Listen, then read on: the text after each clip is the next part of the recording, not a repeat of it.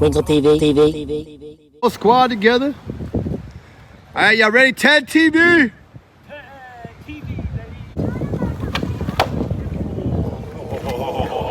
God.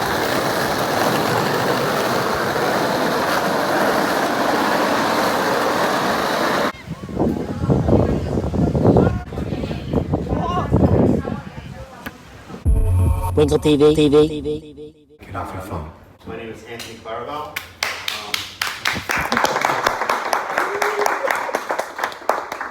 I'm a videographer. I've been filming skateboarding since about 1986 and filming skateboarding professionally since about 1993, I would say, 1993, 94. Marcus from Skateboarding, he approached me maybe a week ago, maybe 10 days ago, asked me if I would be interested in doing a talk, kind of like a TED talk. Pick any topic. So I picked one obviously very close to my heart, very close to what I do, and that's skateboarding videography. So I'm going to attempt to bring it was going to be 25 years of skateboarding videography in 25 minutes. But when I was kind of doing some research, putting it together, it was a little bit longer. So we're now at 35 years of skateboarding videography in 35 minutes. I don't know exactly how long we're going to be, but I guess let's do this. When we talk about skateboarding videography, obviously it's a thing, right? I mean, you guys have all grown up watching skate videos, your favorite pros, video parts, everything, right? But it really started more than 35 years ago. So the very first skateboard video, just so you know, was called Skater Dater. So Skater Dater came out in 1965.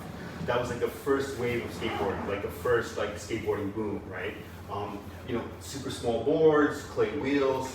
It was a story about a kid with a skate crew, and he falls in love with a girl in the neighborhood, and then it's like they go on a date. It's kind of a wholesome, video for kids, for young adults, right? So just so you know, 1965 Skater Dater is where it kind of all started. But when we talk about skateboard videography, we're talking about the golden age of skate videos, right? So I started skating in about 1986. And the way things worked back then is that you started skateboarding, you picked up a Thrasher magazine, you skated with kids in the neighborhood, you met somebody who skated, but there wasn't an internet, there wasn't a way to get up to speed, right? So you were kind of introduced to the boards or the pros of that time, and maybe you saw a video, right? So the skate videos were definitely like a thing, even back in 1985, 1984. So I started skating in 1986, but Bones Brigade Video Show, Future Primitive, these videos they've been out for a while, but they were still fresh. It was still something you saw. It wasn't like, oh, that was last year. So, the people in the scene, the kids that you met, they'd be like, hey, this kid down the street, he has a video. You go to the kid's house and you'd watch the Bones Brigade Video Show, right?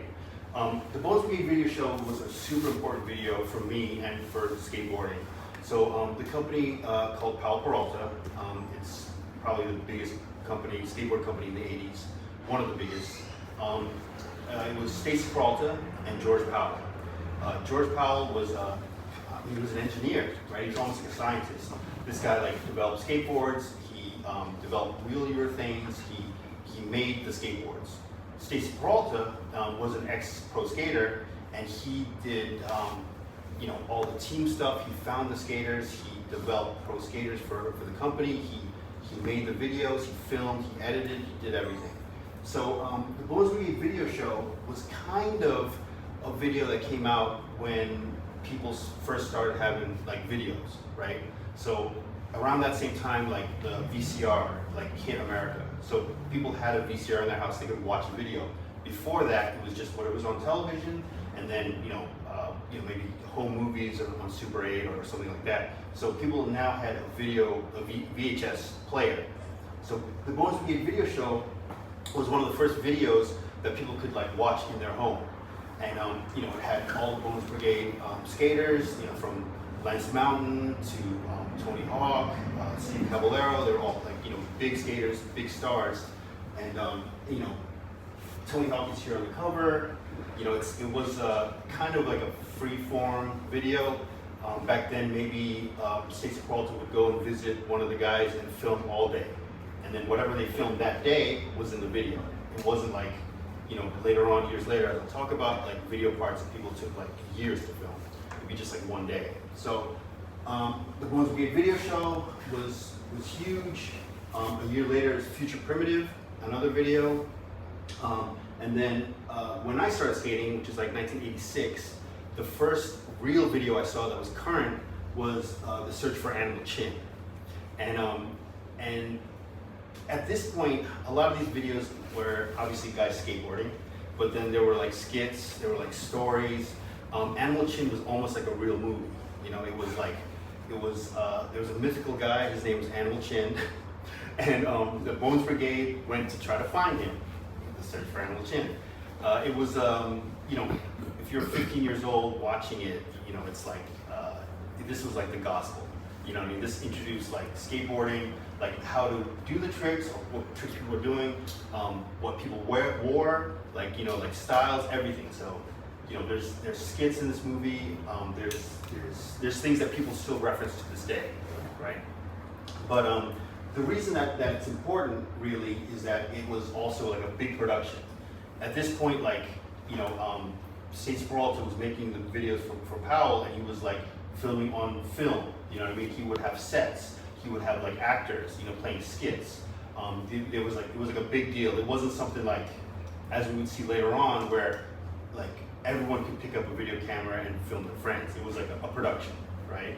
On the other side, we had Santa Cruz. So at that point, like 1985, 1986, there was a lot of skateboard companies, but Santa Cruz and Powell were like the top, right? So in 1987, Wheels on Fire came out. Wheels on Fire was a different team, Santa Cruz, you know, kind of a different vibe, a lot more punk rock, a little bit more raw, I would say. And for me as a kid, that was my shit. So Animal Chin was like the big production, was super famous, but for me, Wheels of Fire had my favorite skater. So my favorite skater was Nadas Quapis, right? He was a street skater. He was known for like the highest ollie. He was the best skater. He was my favorite skater at that time. So I fucked with Santa Cruz and Nadas and Wheels of Fire way more than the Powell videos at that point. But I mean, Powell was huge and had a lot of fans. So then we come to, you know, 1988, Public Domain came out, and then in 1989 banned this as a follow-up to Santa Cruz's Wheels of Fire, which is Streets on Fire. And so, you know, this is kind of the golden age of skate videos, because for me, this is the era where if you're watching skate videos now or in the last 15 years, these are the videos that inspired the people that became videographers, the people that became you know, like who started filming skateboarding and making videos. Like this is where it all came from. You know, this is kind of like the culture of videos. This is like the culture of skateboarding. These are the heroes. A lot of these guys are still ripping. A lot of these guys are still skating, whether it's Tony Hawk or Lance Mountain, Cab. They're still there. You know, Tommy G. Like all these dudes are still skating. So this is kind of like the golden age, right? But as that was kind of ending, a new technology was coming in. So, like say in the early 80s, the VHS, the VCR hit like America. People had VHS machines, you could watch a video, right? And then a little bit after that, a few years later, video cameras hit America. So it's like, now, you know, you could go and buy a video camera. It was still big, it was still like expensive, but you could buy a video camera, and then if you're a skater, you know, your dad had a video camera, or your uncle, or your girlfriend's dad, or whatever, you could take that video camera and film your friends. So then people started filming each other, and that was like a huge like paradigm shift. So the best example for me was H Street. So H Street was a small company. It was Tony Mag, a vert skater from, I want to say Sweden. I'm not even sure, right? Yeah, from Sweden. You know, he came and he started a company in San Diego. this is long story short, and it was kind of a revolution because the team was different, the vibe was different, the videos were different. So their first video was called Shackle Me Not, and it was still a little bit like the golden age of skateboarding. You can see Tony Mag's skating a vert ramp on the cover, right? But there was a lot of street skating in there, and a lot of it was just guys on the street skating, doing tricks, no skits, no actors, no weird music, none of that. It was just skateboarding. And then by the time the next one came out, Hocus Pocus, 1989, it was even more, so it was crazy. So on the cover of Hocus Pocus, we got Matt Hensley. So Nottis was my favorite skater, Matt Hensley was number 2. Matt Hensley wore, cargo shorts, had a shaved head, white tees. I still dress the same. I'm still influenced by the dude like 35 years later, right? But anyway, so, he's on the cover. He's street skating, you know what I mean? Not really, it's a demo, but Matt Hensley's a street skater. So by the time you get to this, it's like, people filming each other, skaters filming each other, just video, just the tricks. None of the big budget actors or skits. It was just about tricks, right? And then that's the introduction, and then we firmly go into like what I would think is like video days. So, not only were the videos changing, but the companies were changing. So a lot of those companies, Powell, Santa Cruz, the big pros there, they were splintering off and starting their own companies, So it would be like, 1989 had Rubber Sheet, and then 1991 Video Days, and then 93 Questionable, and then Virtual Reality. So all these videos came out of the World Industries camp. So World Industries was a company that was started by an ex-freestyler, Steve Rocco, and then people like Nottis Qualis. So my favorite skater, he left Santa Cruz and he went to World and started a company there. Mike Chernowski from H Street left H Street and started a company at World called Plan B. So it was kind of like a lot of the original guys from the golden age of skateboarding and then the early video days. And then this is kind of like, instead of being a part of the video or skating in it, they were actually behind the companies and making videos themselves. And these videos were even more just like trick after trick and music, and that's it.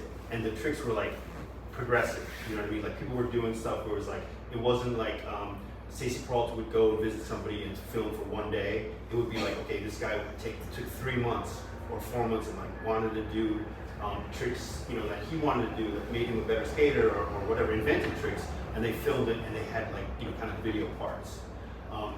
This was huge because this really spoke to us as kids. So if I'm like 17 here, 16, 17, like this is what we wanted to see. Like this was like the shit, you know what I mean? It was stripped away from anything kind of like a script, and it was just skating, a lot of jokes and inside jokes and things like that, but it wasn't like, it was for us, it was for skateboarders. It wasn't about like, you couldn't watch these videos with your mom, you know what I mean? So like Animal Chin, the whole family could watch it.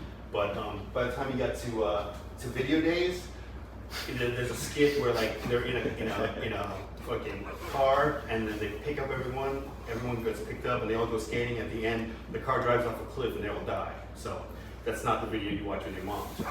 But so this is kind of where it also made me feel like we could make videos, So like we couldn't make Animal Chin, you know what I mean? Like we couldn't do it. It was like airplane shots and like Johnny Rad singing, you know what I mean? Like it was crazy. But these videos, dude, you could take the video camera and go with your homies and you could make something that looked like that. It could be the same, you could pretend to be Jason Lee, you know what I mean? You could pretend to be Guy Mariano.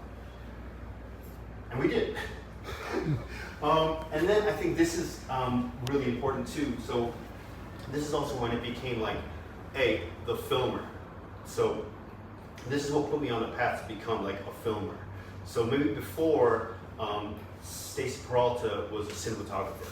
You know what I mean? He would like, maybe they would even, do all the things you do in a movie, block out scenes, make a treatment, make a whole, like layout, like how you're gonna shoot, a shot list, all these things, right? You were a cinematographer, right? You're making a movie. Now, it's actually, you're a filmer. So the filmer would go out and he would just try to film good tricks. You hook up with the homies, you hook up with this guy, this pro or that. I wanna go here and I wanna film this trick and I want it in my video part. So this is kind of where it started. The life video, which was also out of H Street, had an amazing part by the guy on the cover. His name was Sean Sheffy, where it was about the tricks. He did insane tricks where it's like, this is fucked, and then Tim and Henry, which is Blind Skateboarders, also out of the world.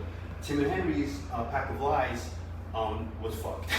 I remember vividly when this video came out in 1992, 1993, walking into a skate shop, seeing it playing on the television, and watching it from beginning to end, and watching it again because I couldn't believe the tricks that Henry Sanchez was doing.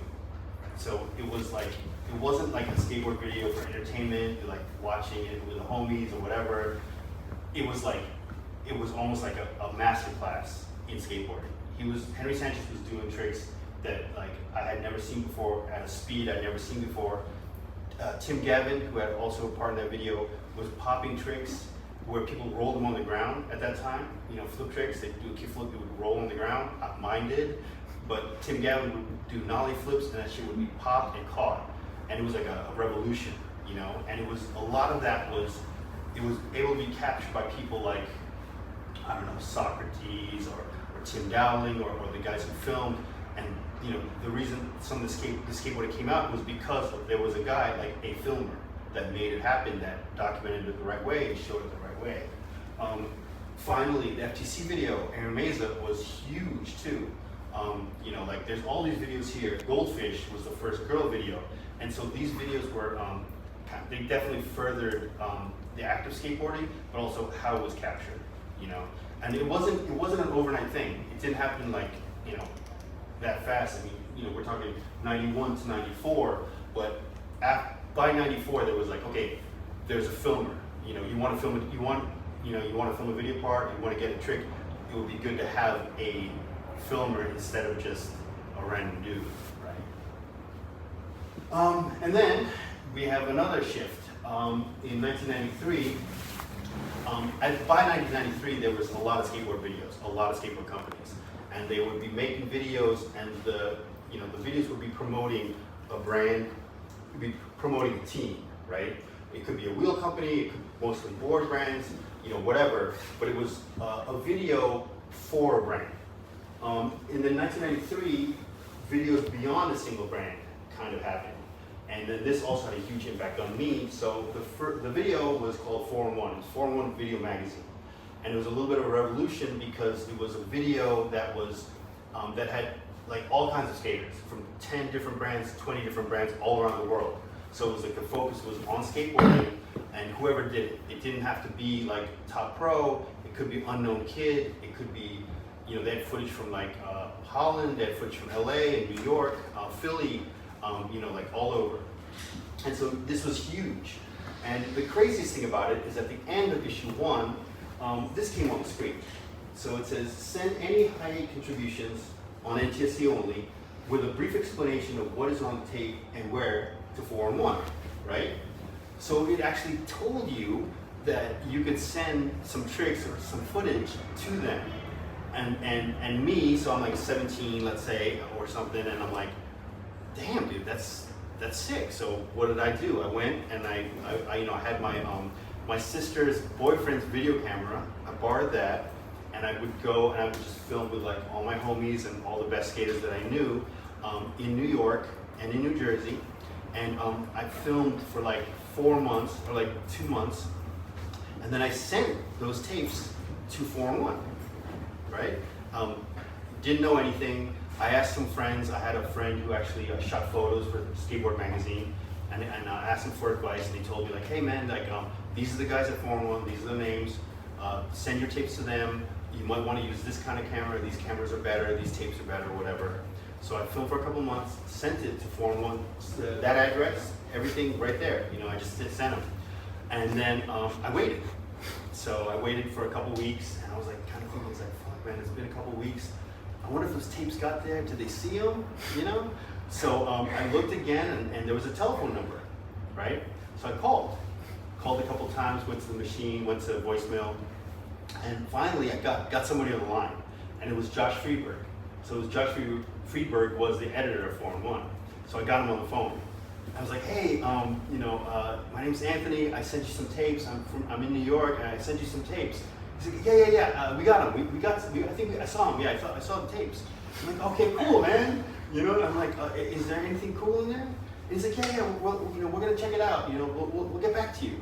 You know, I was like, okay, cool. But you know, like I'm filming with, like, you know, a bunch of kids in New York, and I was like, you know, they're asking me, like, what am I filming for? And I was like, I told them, you know, I'm filming and I'm sending tapes to Forum 1. Is it cool if I say I'm filming to send stuff to Forum 1? And Josh was like, yeah, man, you can say whatever you want. It's cool, man. Yeah. Tell them you're filming to send to Forum 1. And then that was like insane for me, because it made me feel like, you know, like, whoa, okay, I'm filming something and I'm sending to Forum 1, and maybe they'll use it. You know, but it was probably more like Josh wanted to, you know, regretted picking up the phone and wanted to get off the phone. But so, you know, this is something where it's you know, skateboarding became more of a democracy, right? This is where something like everybody could be a part of, you know, if you had a video camera. And then, long story short, I started sending stuff to Forum 1, and they started using stuff, and I ended up working for Forum 1. So, you know, through that whole craziness, like, I actually became a filmer. Forum 1 was huge, very instrumental for me, because it was, like I said before, a video that had all kinds of people. It was a focus on up-and-comers. It was a focus on different scenes. It was a focus on, you know, not just one brand, or not just like the main guys in skateboarding. A few people were not really into it. A lot of pros, established pros, didn't want to be next to some unknown dude. You know what I mean? But that was what Forum 1 was about, and that was, you know, that was what I was about. You know what I mean? For me, it was like a mandate to, like, take your camera and just film the best skateboarding you can find. You know, travel and do that. And then, you know, to me, that's another thing, and which is Barcelona. In 1998, you know, skateboarding was these brands and scenes, right? And like a huge scene was Embarcadero here on the left, San Francisco.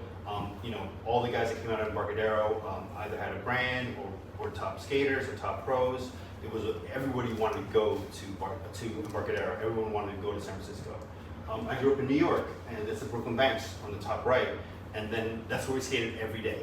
You know, we would end up at the Banks, but we'd start at the Banks, and that's where we skated, and that's where I filmed. But because of Forum 1 and the whole idea of you could travel, and skateboarding is everywhere, and skateboarding, you know, could be found everywhere, that's how we got to Barcelona. So the very first time I saw or I heard of Barcelona as a skateboard destination was filming in Belgium. I went to Belgium to film. I skated with this guy named Julian Dijkmans and a guy named Quentin Debris, and they were the top skaters in Belgium at the time. And you know, we're like, yeah, let's skate. We film some stuff, and I'm like, yeah, what are you guys doing tomorrow? Or like, what are you doing next week? You know, maybe we can skate something else. And Quentin was like, oh, I'm moving to Barcelona. I was like, oh, crazy. You know, I was like, you know, like, why are you moving? He's like, dude, it's amazing for skateboarding. It's the best place I've ever been. My uncle lives there. I went to visit my uncle, and I skate around, and there's like amazing spots everywhere. It's fucked, you know. And I was like, all right. So I looked at my friend, and I was like, let's go to Barcelona. So we had Eurail passes, and at the end of our trip, we had no plans to go to Barcelona, but we took a train from Paris to Barcelona. Previous to that, I had seen footage of Jamie Thomas.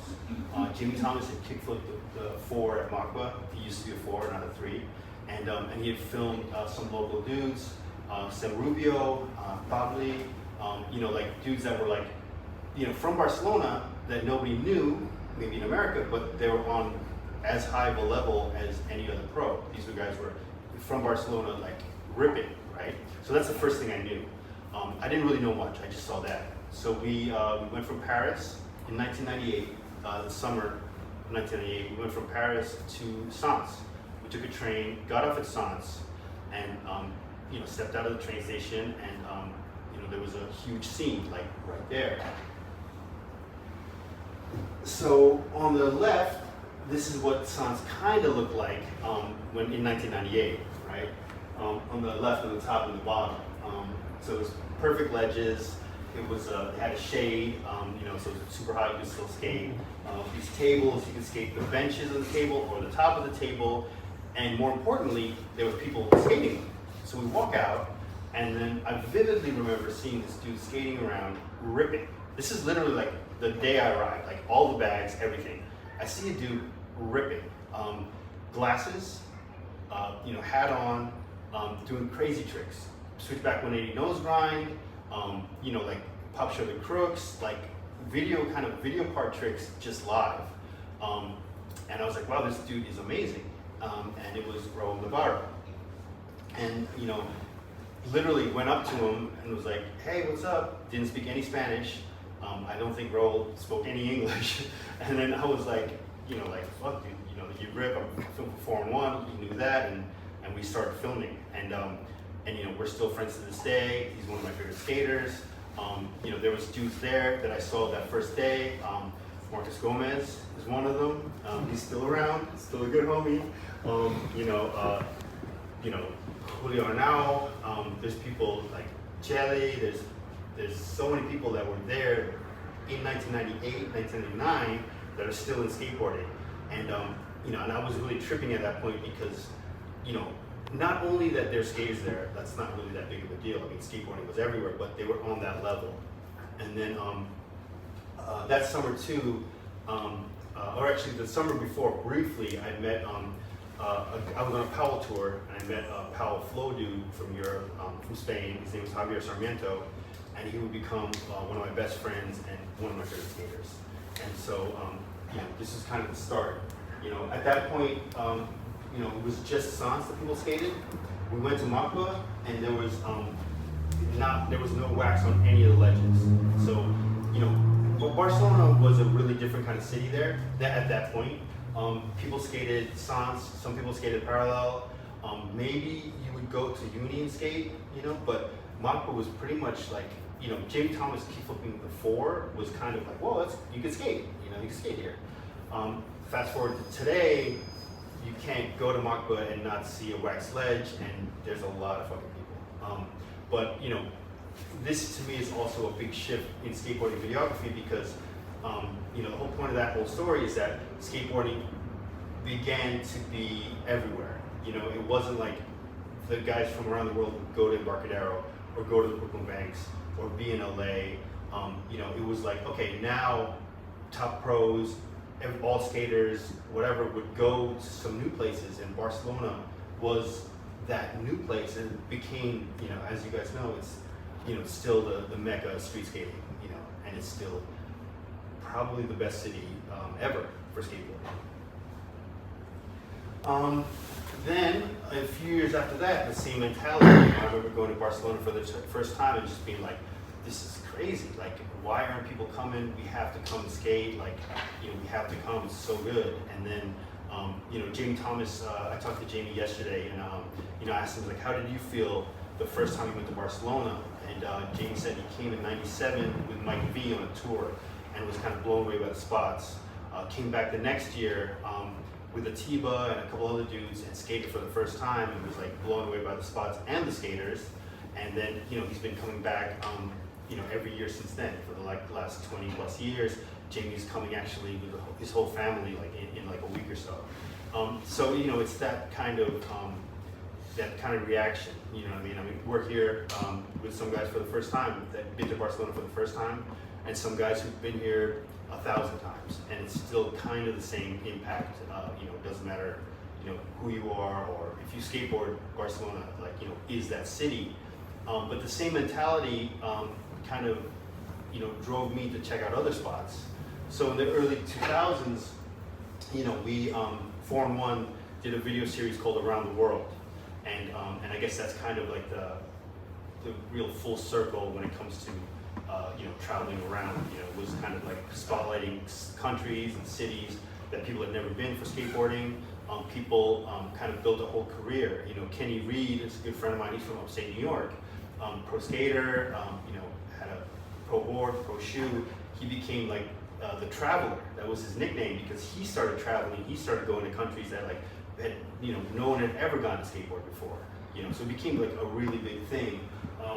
I started going to China, because of the same thing. It was just really, really amazing for skateboarding. All these countries in Asia too. I love going to Japan for the culture. Thailand as well. And there was really good skateboarding too, and really good skateboarders. So, this is like another way that I guess the skateboarding became like a democracy, not only in the United States, but for global. It was the dream for kids to go to LA to turn pro, and now it was like a dream for skaters, pro or not, from LA to go to Mako, to go to Sans, to go to China. I flew with people from LA straight to a spot in China, filmed a trick, and they left. It got to that point. It was kind of insane. So that's it. Yeah, that's the early 2000s, right? There was people, like I said, literally flying, 20-hour flight to get somewhere, film a trick, and go home, for their video part. And that leads me to the next thing, which was single parts. So prior to that, we talked a little bit about the evolution of this is a skateboard movie, right? And then we have a skateboard video, which is the skateboard video became the intro, first person, the first skater, usually the new pro. People had individual parts. Maybe there was a slam section, a friend section, and then the ender, right? The most important part. It was kind of something we watched. It was meant to be seen from beginning to end. That was a skate video. It was each part interfaced with the other, and all the individual parts as a whole became something. And then with technology,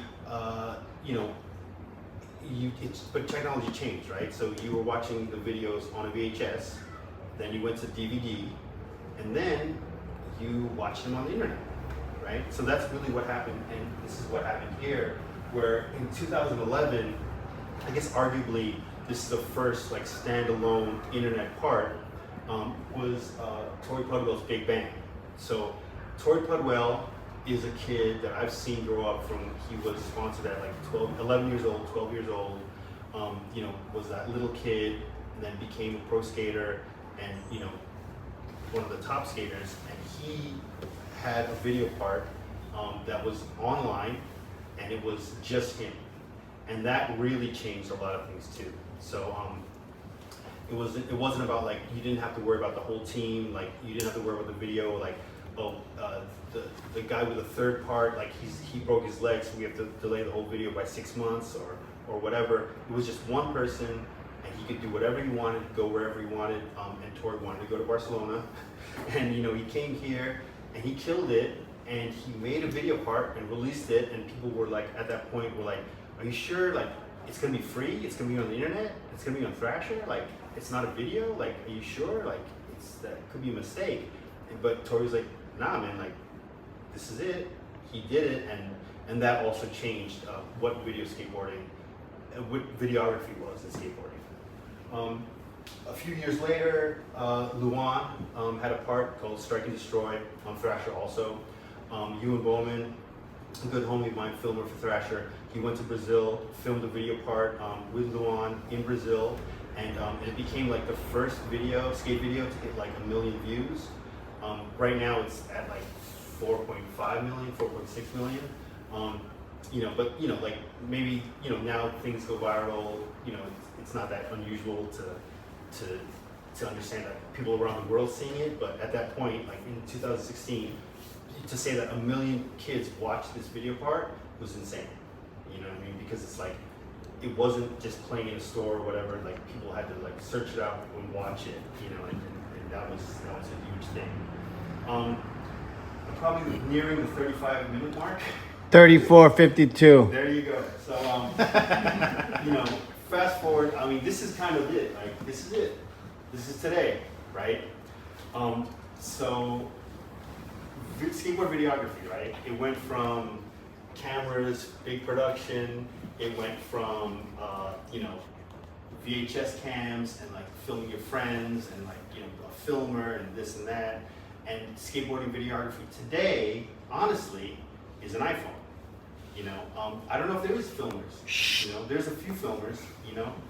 But I actually know some filmers that all they film with is the iPhone. And then some people in our industry and some traditional filmers are kind of like, this is fucking crazy. Like, what the fuck? Like, no cameras, like iPhone. But to me, I think that's like the end result of the most democratic thing you can do in skateboarding, because it's just the skaters. Like, people skate and their friends film, and then the filmer skates and the other friend films, and it's like you always have your camera, your iPhone with you. It's like the footage is amazing. Like, you can edit it right there, you can post it right there. A kid in Uganda can film a trick, can upload it, could be on YouTube or fucking on Instagram, and the whole world can see it in 30 minutes, in 30 seconds. And then like, it's not like a video that took 5 years to film. Came out on the VHS. You had to wait for that VHS. Somebody in Uganda to get a VHS player and get the tape to watch it. It's really like immediate. It's really now. I think it's easy for people to be like, oh, that's not skateboarding. That's not real filming or whatever. But for me, it's kind of the logical, the end result. And like I said, I think it's rad because it just means that videography is accessible to everybody, and then you just get to see a lot of talent and a lot of more scenes, and just a lot of rad skateboarding. Do I think that the traditional skateboard video is dead? No. I'm filming video parts. I probably have 8 video parts I'm filming at the same time right now, in 2022. But I also understand that things change, and even whatever we're talking about today, we have this conversation in a year, it'll be radically different. So yeah, that's about it. I don't know if there's gonna be questions or not, but that's hopefully 35 years of skateboard videography in just under 35 minutes.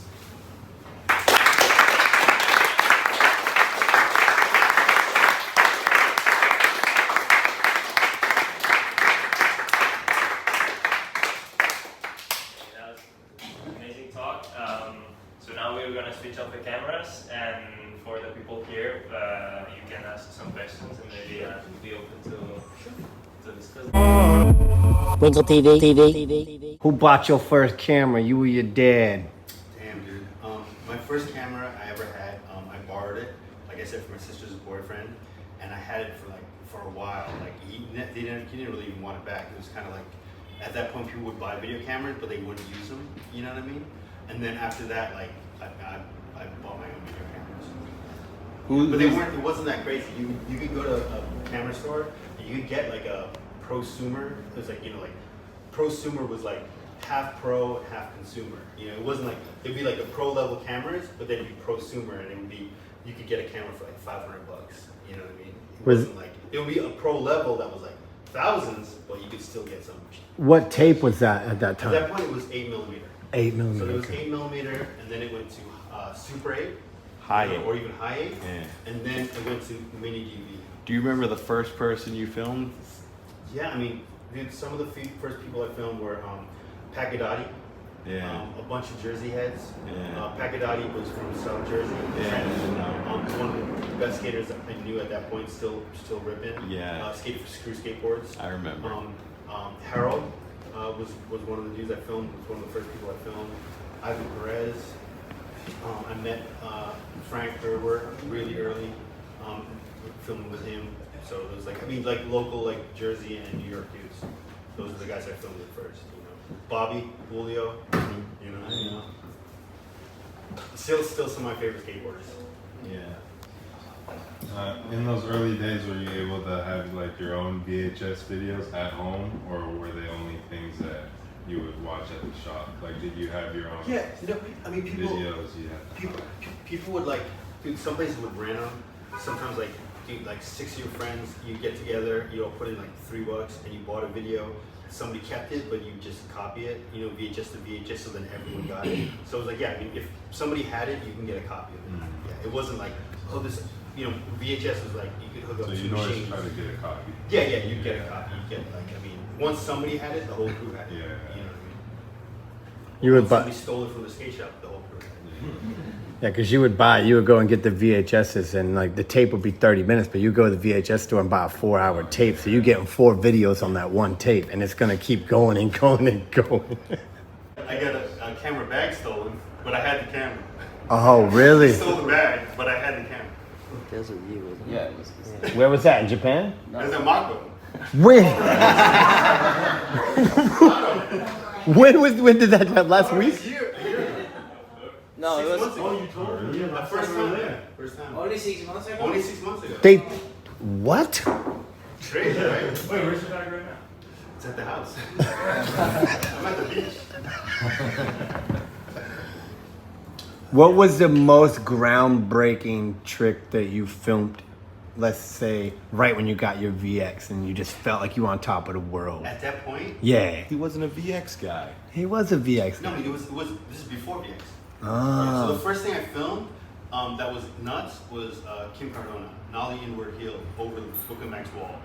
And I filmed that and I was like, this is insane. Like that was an insane trick, like even today. And like I sent in like all these, I totally sent all these tapes to 4-in-1, and then I was like, then like a couple weeks later I called, I was like, you get the tapes? And they're like, yeah, got them. I'm like, did you see this trick? And they're like, yeah, it's kind of shaky. Oh, did you see this trick? It's like, yeah, but it's really dark. I was like, fuck. I was like, oh, did you see Kim? He did nollie inward over the Brooklyn Max wall. They're like, yeah, it's an opener. I think it was Nollie Varial Flip. No, he did nollie varial flip and nollie inward heel. Ah. Nollie inward heel was over in 4-in-1. What number? What number? I'm gonna have to look this up. 9. Nah. But he did do nollie varial flip, Yeah. which is insane. Yeah. But in my opinion, nollie inward is harder. It's Yeah. way harder. That's me. To go. Yeah. I think so. I remember the nollie bucket. Yeah. Because I could kind of do nollie varial flips, but I could no way do nollie inward like that. Yeah. Do you have any skate parts out? Do you know we can find that? There's one on I have YouTube. a skateboard out here, and you can't find Where is it, Jerm? Let us I know. don't know. I seen it though. it. YouTube, baby. Yeah. YouTube? What's your favorite trick? My favorite trick? Back nose one, switchback 3, switchback side flip, Popeki grinds. Everything Kato does. I like Kato's tricks like except for the trucker. Wait. The tricks is good. And you hate got good tricks too. Everybody. What about who has your favorite like video part that you filmed That I filmed? ever? For last. I would say Javi and Rodrigo in the front video, You Can't Stop. Just because it's also like, I remember like how hard it was to film those dudes. Not because the skating was hard, but like we would go skating at 6 o'clock or 7:30, like in Barcelona, and it would get dark at like 8:45. Yeah. So from 7:30 to 8:45, they would film a trick, but I'd be stressing until like 7:30. That's one of them. Bodlazi, he just had a part last year. It's because like it's fresh and like he went through a lot. He's like he came out of nowhere. Yuhei, I'm filming a part right now.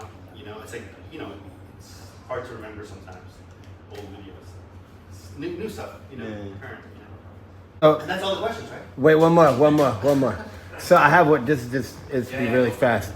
But you're the reason why skateboarding kind of even existed from the West in China, correct? No, I mean Like you're the only one who brought people there, correct? I mean, but no, because like I have Chinese skater friends. I have homies that be like, yo, you gotta check out this place. So if they didn't tell me, I didn't like throw a dart at the map. I mean, they were like, I have homies like, yo, dude, this city's really, really dope. This place has a good plaza. So all my homies there who helped me out or who suggested, those are the real videos.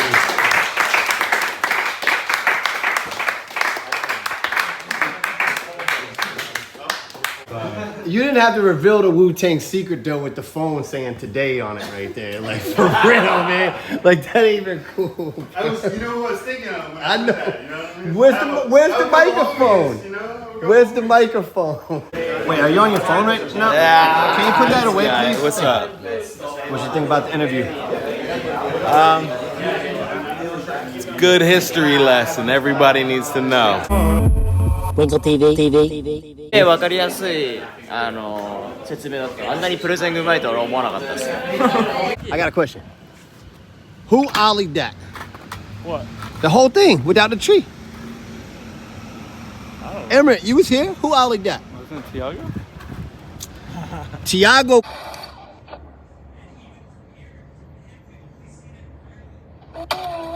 Now, but I need you to tell me who ollied that right there. Oh, Evan. His third attempt. Boom! Damn!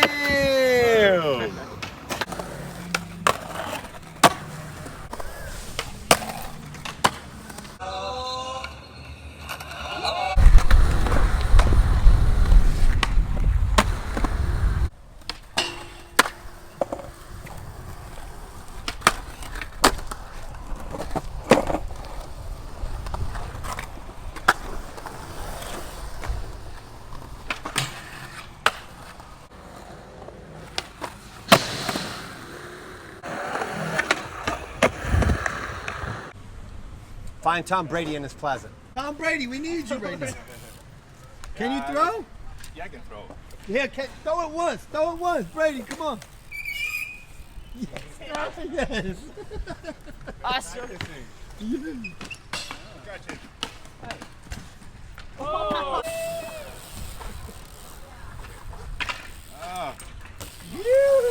Tom Brady just got a manny on the bike. Mr. Sanchez. What you doing? ¿Qué pasa, tío? Nappy music.